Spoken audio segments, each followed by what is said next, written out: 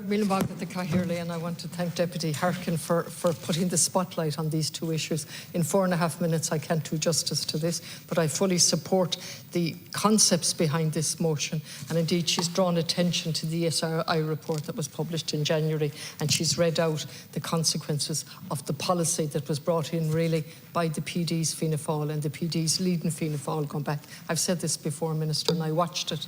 I watched the privatisation of a whole range of areas, and Deputy Harkin has mentioned nursing homes and childcare. There are a lot more, and now we're seeing the consequences of that, and you're left with this in your hands. It should never have happened, but unfortunately it did. And I'm afraid the PD philosophy, which was neoliberalism gone mad, knew the price of everything and the value of absolutely nothing. So we have a complete turnaround of more than 80% in private hands and less than 20% in public hands.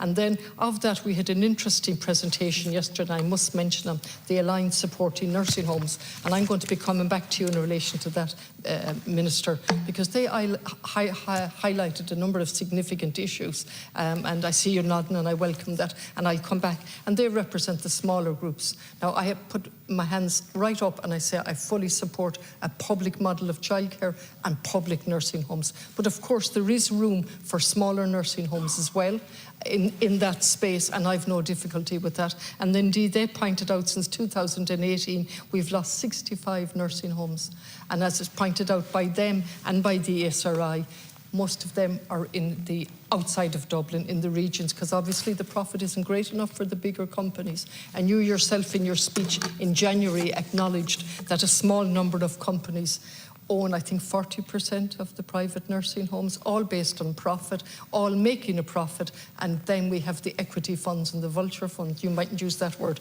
but I certainly use it. Yeah. Behind it. So once the downturn comes in the economy, we're in serious trouble here.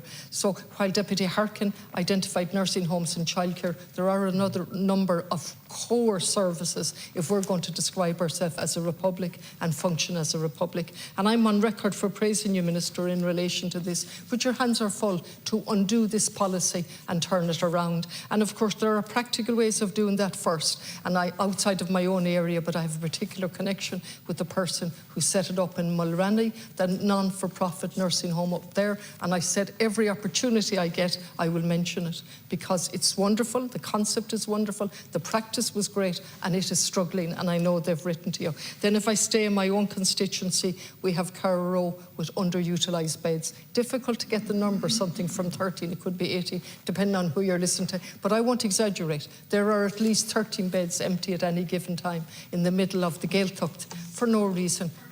13 with the regional hospital absolutely at breaking point.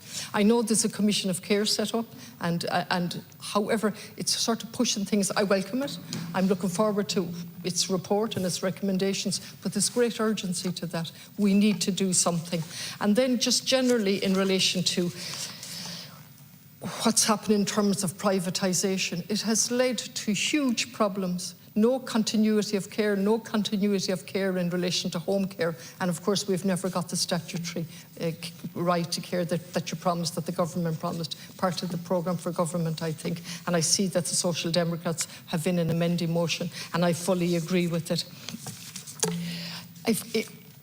If I stay in Galway for a moment, and just in the last couple of seconds, if you forgive me for being parochial, if we get statutory home care and get the home care right, if we get public nursing homes along with a number of smaller family-run nursing homes, we will balance up the health system, take the pressure off the hospitals that are at bursting point. Galway is in the shadow of Limerick because Limerick is so bad, but Galway is not much better. And they have a crisis point every day down in Galway, again with no blame to the staff, but the consequences for the staff and more importantly for the patients is just awful, Minister. And yet 13 beds empty in Carrow, in Merlin Park beds empty, and elsewhere. I have no idea. Clifton Hospital closed, that could take the pressure off.